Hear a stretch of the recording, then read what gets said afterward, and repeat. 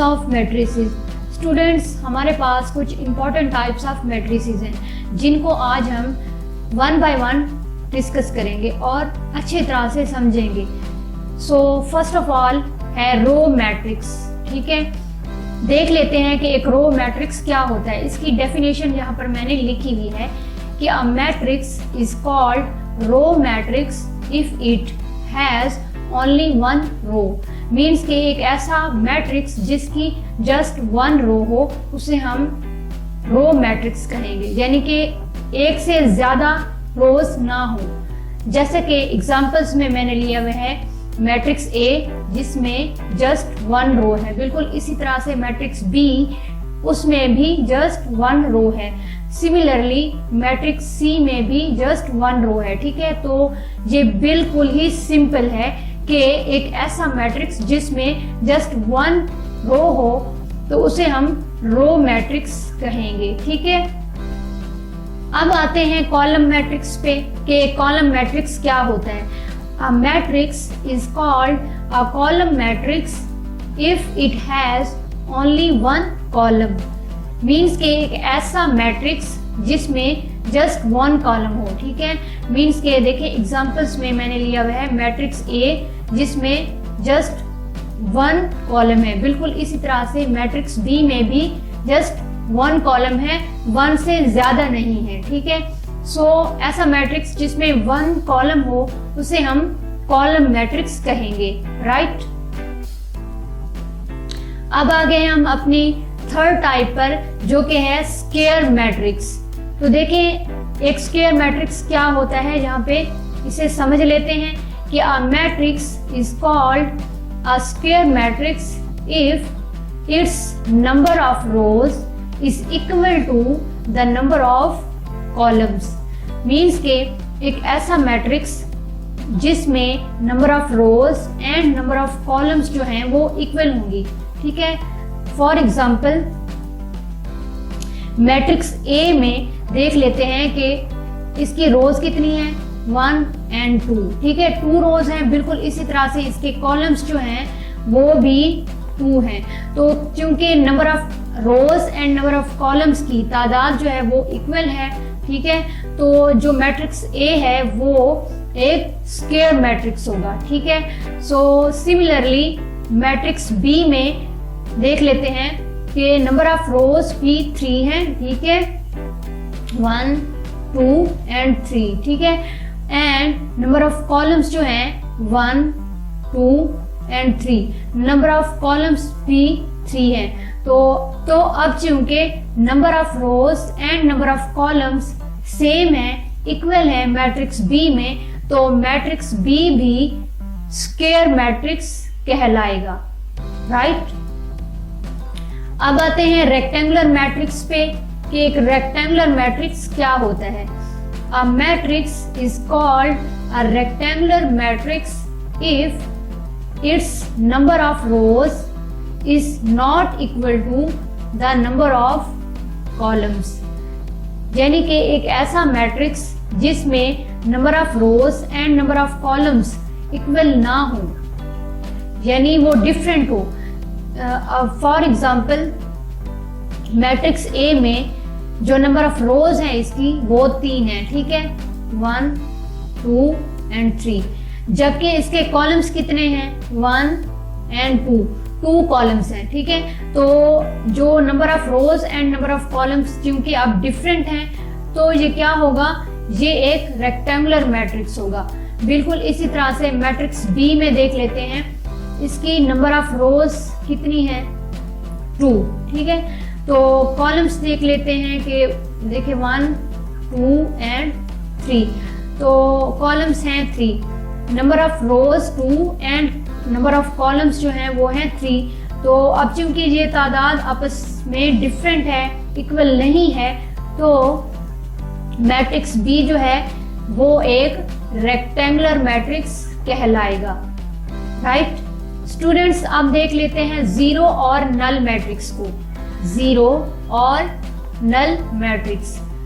A matrix is called a null और zero matrix if each of its element और entry is 0, यानी कि एक ऐसा मैट्रिक्स जिसमें तमाम की तमाम एंट्रीज और एलिमेंट्स 0 हो।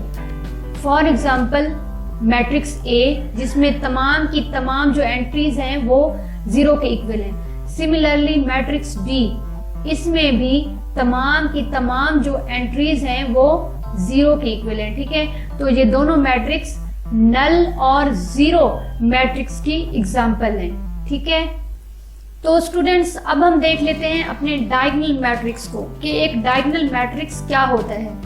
Diagonal matrix, a square matrix is called a diagonal matrix if at least one of its diagonal entries is non-zero and all non-diagonal entries are 0।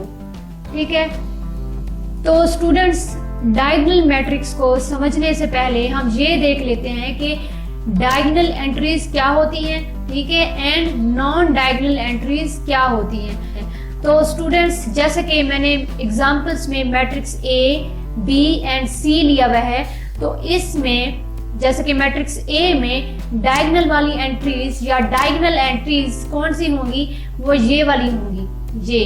ठीक है, और नॉन डायगोनल एंट्रीज ये वाली हैं जिनको मैं पर्पल कलर में हाईलाइट कर रही हूँ। ठीक है, तो ये वाली नॉन डायगोनल एंट्रीज हैं। सिमिलरली बी में डायगोनल एंट्रीज ये वाली है, ये वाली। ठीक है, एंड नॉन डायगोनल एंट्रीज ये वाली हैं।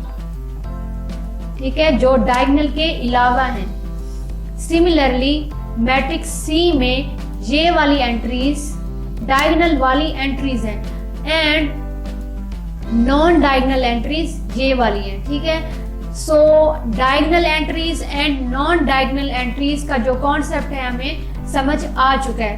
अब जो है हम इस डेफिनेशन को समझते हैं।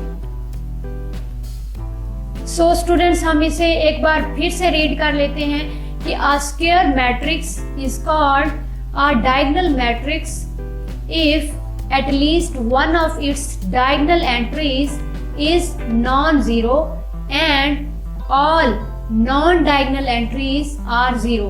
स्टूडेंट्स यहाँ पर हमें 3 चीजें नोट करने वाली हैं, यानी कि जिस भी मैट्रिक्स को हम डायगोनल मैट्रिक्स कहने जाएंगे या कह रहे होंगे उसके लिए हमें 3 चीजें चेक करनी है। फर्स्ट ऑफ ऑल कि वो मैट्रिक्स जिसे हम डायगोनल मैट्रिक्स कहने जा रहे हैं क्या वो एक स्क्वायर मैट्रिक्स है, मींस के उसकी number of rows and number of columns जो हैं वो इक्वल होने चाहिए। क्या ऐसा है, तो देख लेते हैं एग्जांपल्स में। जैसे कि मैंने मैट्रिक्स ए लिया हुआ है, ये एक स्क्वायर मैट्रिक्स है क्योंकि इसमें number of rows and number of columns जो हैं वो इक्वल हैं। एंड सेकंड चीज हमें क्या देखनी पड़ेगी, वो ये देखनी पड़ेगी कि उसकी डायगोनल वाली एंट्रीज जो हैं उनमें से कम एक एंट्री जो है वो नॉन जीरो हो। कम अज कम एक, यानी कि कम से कम एक, ज्यादा से ज्यादा सारी की सारी डायगोनल एंट्रीज नॉन जीरो हो सकती हैं, हमें कोई प्रॉब्लम नहीं है। ठीक है, हमें प्रॉब्लम तब होगी जब कोई एक भी एंट्री डायगोनल वाली कोई एक भी एंट्री जो है वो नॉन जीरो ना रहे। ठीक है, तब तो वो एक नल मैट्रिक्स बन जाएगा। तो अगर तो एटलीस्ट 1 एंट्री उसकी डायगोनल वाली एटलीस्ट 1 एंट्री नॉन जीरो होती है तो वो जो है एक डायगोनल मैट्रिक्स की कैटेगरी में आना शुरू हो जाएगा। अब सेकंड कंडीशन थर्ड कंडीशन क्या है कि जो उसकी नॉन डायगोनल वाली एंट्रीज हैं वो सारी की सारी जो है वो 0 हो। ठीक है, all non diagonal entries are 0। अब जैसा कि देखिए मैट्रिक्स ए में जितनी भी नॉन डायगोनल एंट्रीज थी वो 0 थी। ठीक है, एंड डायगोनल वाली एंट्रीज तीनों की तीनों नॉन जीरो थी, तो जो मैट्रिक्स ए है वो एक डायगोनल मैट्रिक्स कहलाएगा। सिमिलरली मैट्रिक्स बी में देखें कि ये एक स्क्वायर मैट्रिक्स है। फर्स्ट ऑफ ऑल, ठीक है। एंड सेकंड कंडीशन क्या थी कि उसकी डायगोनल वाली एटलीस्ट कोई एक एंट्री जो है वो नॉन जीरो हो। तो इसमें कम से कम यानी कि 2 एंट्रीज तो नॉन जीरो है, ठीक है। एंड जो थर्ड है वो जीरो है, तो मीन्स के 2 तो हमें यहाँ पर मिल गई जो कि नॉन जीरो है, ठीक है। तो जो बाकी नॉन डायगोनल एंट्रीज हैं वो सारी की सारी जीरो के इक्वल है। तो मैट्रिक्स बी जो है वो तमाम कंडीशन यानी कि जो तीनों की तीनों कंडीशंस थी वो फुलफिल करता है। तो मैट्रिक्स बी जो है वो एक डायगोनल मैट्रिक्स बन जाएगा। सिमिलरली मैट्रिक्स सी में देखें तो एटलीस्ट 1 एंट्री डायगोनल वाली, सॉरी सबसे पहले ये चेक करते हैं कि ये क्या स्क्वायर है। तो देखिए मैट्रिक्स सी जो है वो एक स्क्वायर मैट्रिक्स है, ठीक है। एंड अब आते हैं इसकी डायगोनल एंट्रीज पर। तो डायगोनल एंट्रीज में से एटलीस्ट 1 एंट्री यहाँ वाली वो नॉन जीरो है, मीन्स के 5 है वो। तो एटलीस्ट 1 एंट्री जो है वो नॉन जीरो है, तो ये सेकंड कंडीशन भी फुलफिल हो गई। एंड द थर्ड कंडीशन कि जो नॉन डायगोनल एंट्रीज हैं वो जीरो के इक्वल है। तो सी जो मैट्रिक्स है वो तमाम की तमाम कंडीशंस फुलफिल करता है। तो जो मैट्रिक्स सी है वो भी डायगोनल मैट्रिक्स बन जाएगा।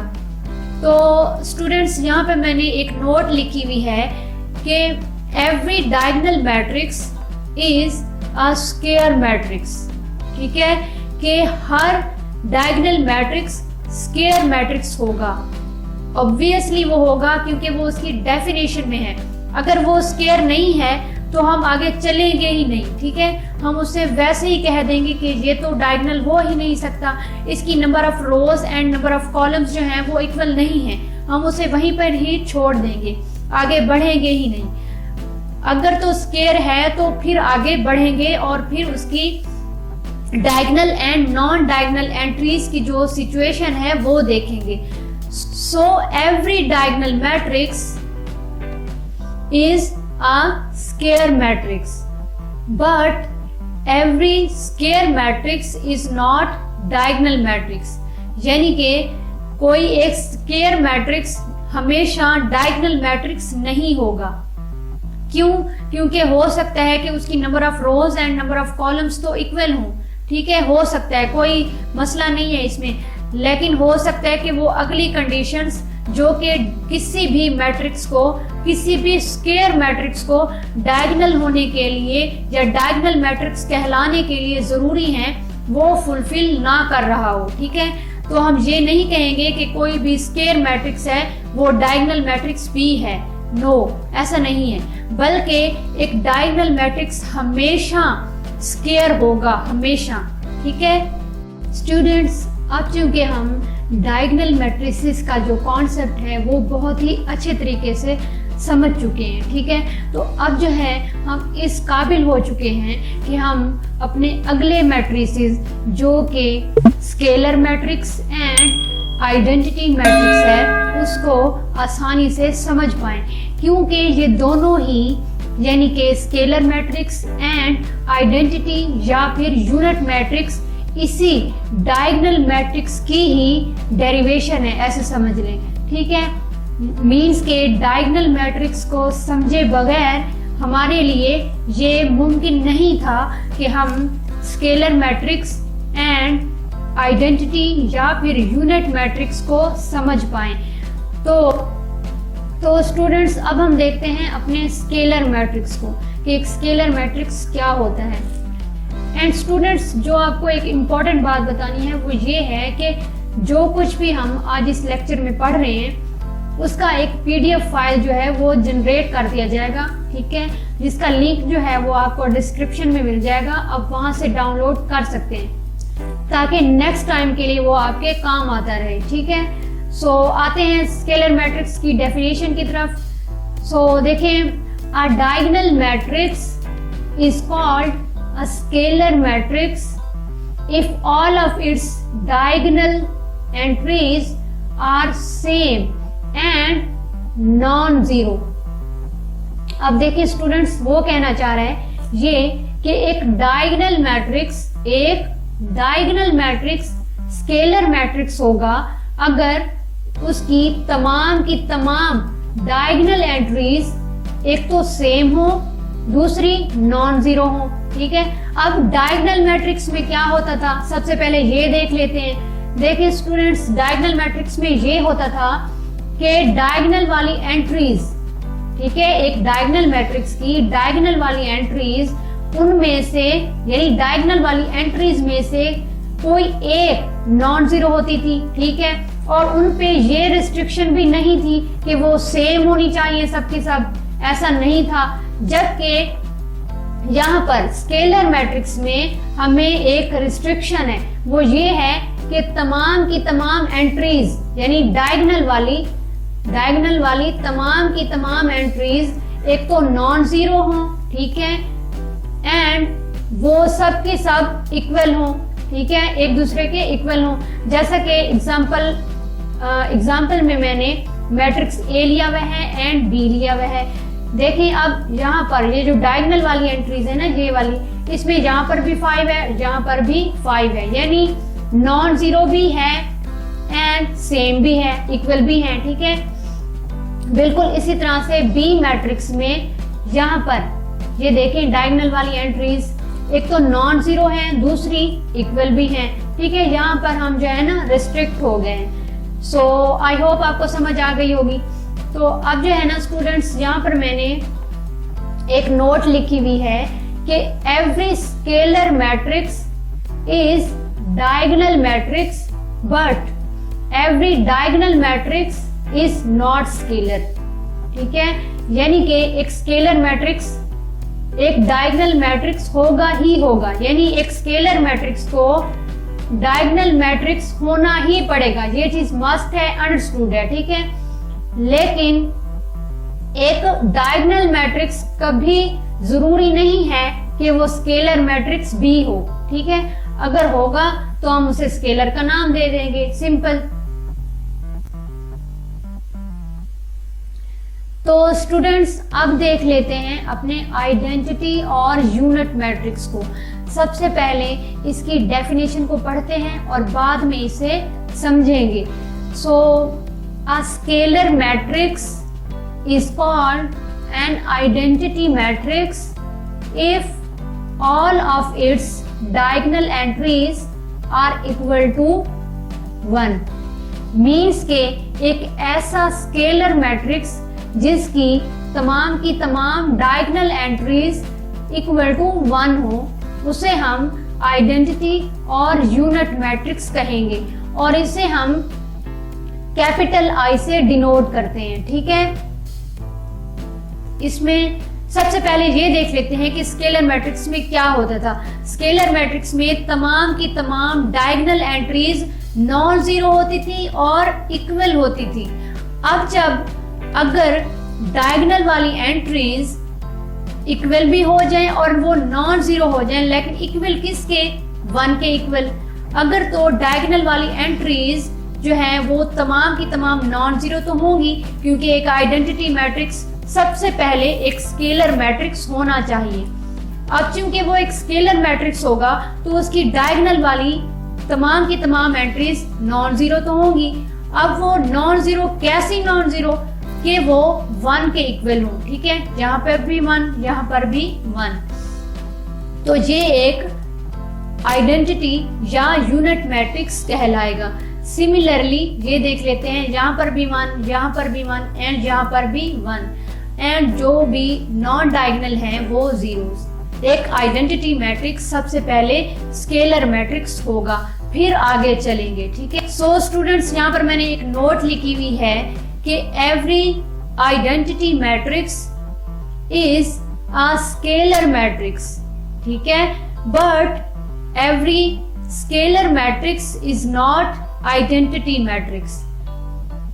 मीन्स के every identity matrix scalar matrix होगा ही होगा, ये चीज अंडरस्टूड है। लेकिन क्या एक स्केलर मैट्रिक्स हमेशा आइडेंटिटी मैट्रिक्स हो सकता है? बिल्कुल नहीं, ऐसा नहीं हो सकता। अब स्टूडेंट्स आते हैं नेगेटिव ऑफ अ मैट्रिक्स पे।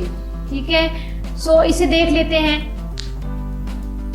If science of all the elements of a given matrix are changed, the new matrix obtained is called the negative of the given matrix.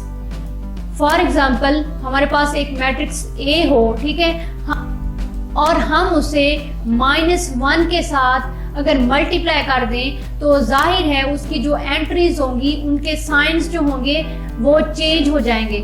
अब जब साइंस चेंज हो जाएंगे उसकी तमाम की तमाम एंट्रीज के, तो जो न्यू मैट्रिक्स हमारे पास गेन होगा या ऑब्टेन होगा तो वो जो है मैट्रिक्स उस पहले वाले मैट्रिक्स का नेगेटिव होगा। मीन्स के जैसा कि यहाँ पर मैट्रिक्स ए है, ठीक है, उसकी एंट्रीज ये वाली हैं, पहले 2 था और यहाँ पर -3 है, यहाँ पर 5 है, यहाँ पर 9 है, और जब हमने -1 के साथ या माइनस के साथ हमने मल्टीप्लाई कर दिया मैट्रिक्स ए को, देन उसके साइंस चेंज हो गए। 2 जो था वो -2 हो गया, 3 जो था -3 जो था वो 3 हो गया, एंड 5 जो था वो -5 हो गया, एंड सिमिलरली 9 जो है वो -9 हो गया। तो ये जो मैट्रिक्स -a है वो a का नेगेटिव मैट्रिक्स है। स्टूडेंट्स, फर्स्ट ऑफ ऑल हम देख लेते हैं ट्रांसपोज मैट्रिक्स को कि एक ट्रांसपोज मैट्रिक्स क्या होता है। तो स्टूडेंट्स, सबसे पहले हम इसकी डेफिनेशन को पढ़ लेंगे और बाद में उसे अच्छी तरह से समझेंगे। तो देखते हैं कि इसकी डेफिनेशन हमसे क्या कहती है। If rows of a given matrix are changed into columns or columns are changed into rows, the new matrix obtained is called transpose matrix of the given matrix. If the given matrix is A, then its transpose is denoted by A transpose. तो देखें students, वो यहाँ पर ये कहना चाह रहा है कि अगर हमारे पास एक मैट्रिक्स गिवन हो और हम उसकी रोज़ को कॉलम्स में इंटरचेंज कर दें या फिर उसके कॉलम्स को रोज़ में इंटरचेंज कर दें, तो ये करने से जो एज अ रिज़ल्ट हमारे पास मैट्रिक्स आएगा वो उस गिवन मैट्रिक्स का ट्रांसपोज मैट्रिक्स कहलाएगा, ठीक है। और साथ ही साथ उसने हमें ये भी बताया हुआ है कि इस A ट्रांसपोज को डिनोट कैसे करना है। तो लेट हमारे पास मैट्रिक्स A है और हमने उसका ट्रांसपोज लिया है, तो A ट्रांसपोज को इस तरह से डिनोट करेंगे, यानी A लिखकर ऊपर स्मॉल t डाल लेना है या फिर आप कैपिटल T भी डाल सकते हैं। तो स्टूडेंट्स, आए इसे एग्जाम्पल के थ्रू समझते हैं। तो देखिए स्टूडेंट्स, फॉर एग्जांपल मेरे पास एक मैट्रिक्स A है और मैं इसका ट्रांसपोज लेना चाह रही हूँ, तो मैं क्या करूँगी, मैं इस मैट्रिक्स A की जो रोज़ हैं, ठीक है, उनको मैं कॉलम्स में इंटरचेंज कर दूँगी। तो मैं लिखूँगी यहाँ पे कि A transpose is equal to, देखिए स्टूडेंट्स, अब ये जो मैट्रिक्स A की फर्स्ट रो है वो इस A ट्रांसपोज का फर्स्ट कॉलम बन जाएगी कुछ इस तरह से, एंड बिल्कुल इसी तरह से ये जो सेकंड रो है इस मैट्रिक्स A की वो इस A ट्रांसपोज का सेकंड कॉलम बन जाएगा।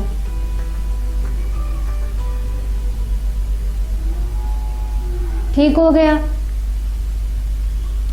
तो ये जो रिजल्टेंट मैट्रिक्स हमारे पास आया है वो इस गिवन मैट्रिक्स A का ट्रांसपोज मैट्रिक्स कहलाएगा। लेकिन स्टूडेंट्स, यहाँ पर एक बात नोट करने वाली है कि जब आप रोज़ को कॉलम्स में इंटरचेंज कर रहे हो तो आपको रोज़ को ही लेकर चलना होगा, ठीक है। बिल्कुल इसी तरह से अगर आप कॉलम्स को रोज़ में चेंज कर रहे हैं, इंटरचेंज कर रहे हैं, तो आपको कॉलम्स को ही लेकर चलना है, ठीक है। ये नहीं करना कि कुछ रोज़ को कॉलम्स में इंटरचेंज कर दिया एंड कुछ कॉलम्स को पकड़ के आपने रोज़ में इंटरचेंज कर दिया और आपका A ट्रांसपोज आ गया, ऐसा नहीं करना, ठीक है। आपने एक वक्त में एक अमल दोहराना है, एक प्रोसेस करना है, ठीक है। तो साथ ही साथ एक और इम्पॉर्टेंट चीज़ है वो नोट करने वाली है कि अगर हमारा गिवन मैट्रिक्स रेक्टेंगुलर मैट्रिक्स है तो हमारा जो ट्रांसपोज मैट्रिक्स आएगा उसका ऑर्डर चेंज हो जाएगा। देखिए अब इस मैट्रिक्स A का ऑर्डर क्या है, इस मैट्रिक्स A का ऑर्डर है 2/3, ठीक है। जबकि जो हमारा ट्रांसपोज मैट्रिक्स है इसका ऑर्डर चेंज हो गया और वो आ गया 3/2, ठीक है। तो ऑर्डर यहाँ पर चेंज हो जाएगा अगर तो हमारा गिवन मैट्रिक्स एक रेक्टेंगुलर मैट्रिक्स है, ठीक है। अदरवाइज मीन्स कि अगर वो एक स्क्वायर मैट्रिक्स है तो ट्रांसपोज लेने के बाद भी हमारा ऑर्डर जो है वो सेम रहेगा, बदलेगा नहीं। तो स्टूडेंट्स अब आ जाते हैं अपने साइमेट्रिक मैट्रिक्स की तरफ और देख लेते हैं कि एक साइमेट्रिक मैट्रिक्स क्या होता है। फर्स्ट ऑफ ऑल हम इसकी डेफिनेशन को पढ़ेंगे और उसके बाद हम इसे एग्जाम्पल के साथ समझेंगे। सो देखते हैं इसकी डेफिनेशन हमसे क्या कहती है कि a square matrix is called a symmetric matrix if it is equal to its transpose. Means a matrix A is symmetric if A transpose is equal to A।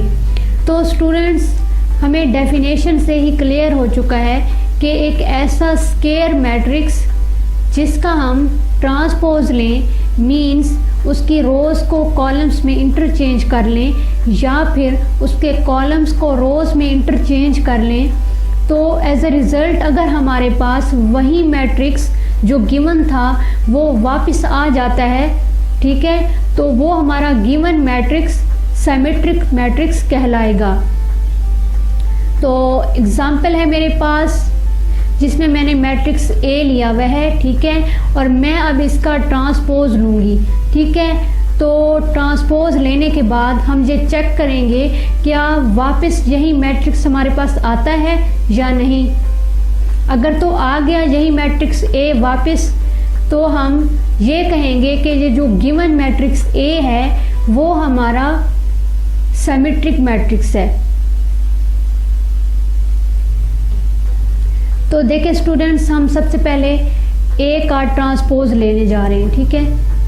A transpose is equal to, अब कैसे लेंगे इसका transpose आप जानते हैं, ठीक है। इसकी जो फर्स्ट रो है ये वाली, इसे मैं ए ट्रांसपोज का फर्स्ट कॉलम बना दूंगी, मीन्स 1, 3 एंड 5। सिमिलरली ये जो इसकी सेकंड रो है 3 - 5 7, इसे मैं इस ए ट्रांसपोज का सेकंड कॉलम बना दूंगी, 3 - 5 7। सो इसी तरह से बिल्कुल मैं ये जो थर्ड रो है इसकी ए की, इसको इस ए ट्रांसपोज का थर्ड कॉलम बना दूंगी। सो 5 7 0। तो अब स्टूडेंट्स ए का ट्रांसपोज लेने से हमारे पास जो मैट्रिक्स आया है, तो अगर हम इस पे गौर करें तो ये वही ए ही है, ठीक है। मतलब ट्रांसपोज हमने लिया और वापस ए मैट्रिक्स हमारे पास आ चुका है। तो हम यहाँ पे लिख लेंगे कि A transpose equal to A, means कि ये मैट्रिक्स ए है ना, तो मैंने यहाँ पर लिख लिया ए। सो इसे इस तरह से भी लिख सकते हैं कि A transpose equals to A. तो क्या मैं ये लिख सकती हूँ कि ए जो है वो एक सिमेट्रिक मैट्रिक्स है, क्योंकि ये कंडीशन मेरे पास प्रूव हो चुकी है, ठीक है। तो मैं यहाँ पर लिख लूँगी कि A, so A is a symmetric matrix because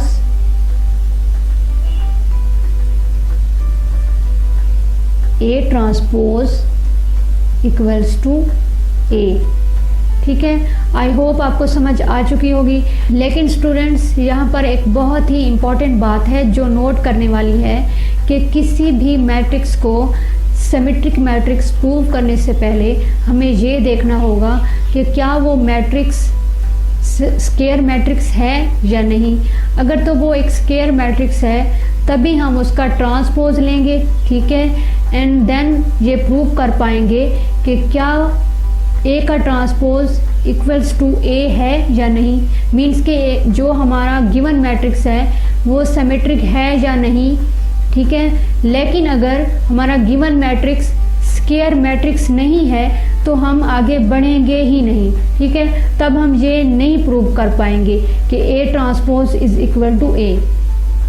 तो इस बात का आपने ख्याल रखना है। तो स्टूडेंट्स, अब हम आते हैं अपने स्क्यू सिमेट्रिक मैट्रिक्स की तरफ और देखते हैं कि एक स्क्यू सिमेट्रिक मैट्रिक्स क्या होता है। फर्स्ट ऑफ ऑल हम इसकी डेफिनेशन को पढ़ेंगे और बाद में उसे अच्छी तरह से समझेंगे। तो देखते हैं कि इसकी डेफिनेशन हमसे क्या कहती है। A square matrix is called skew symmetric matrix if it is equals to its negative matrix. Means a matrix A is skew symmetric matrix if A transpose equals to minus A। तो students, हमें definition से ही clear हो चुका है कि एक ऐसा square matrix skew symmetric matrix कहलाएगा अगर हम उसका ट्रांसपोज लें तो वो अपने नेगेटिव मैट्रिक्स के बराबर आ जाए, ठीक है। तो एग्जाम्पल में मैंने एक मैट्रिक्स लिया हुआ है ए, तो हम इसका ट्रांसपोज लेंगे और फिर देखेंगे कि क्या ये अपने नेगेटिव मैट्रिक्स के इक्वल आता है या नहीं। तो स्टूडेंट्स, मैं ए का ट्रांसपोज लेने जा रही हूँ, तो मैं लिखूँगी ए ट्रांसपोज। जैसा कि आप जानते हैं कि हम इस रो को कॉलम में कन्वर्ट कर देंगे या इंटरचेंज कर देंगे। So we have written this. So अब आते हैं सेकंड रो पे, इसे हम सेकंड कॉलम बना देंगे। -5 0 3। सिमिलरली ये जो थर्ड रो है इसे हम थर्ड कॉलम बना देंगे। -7 -3 एंड 0।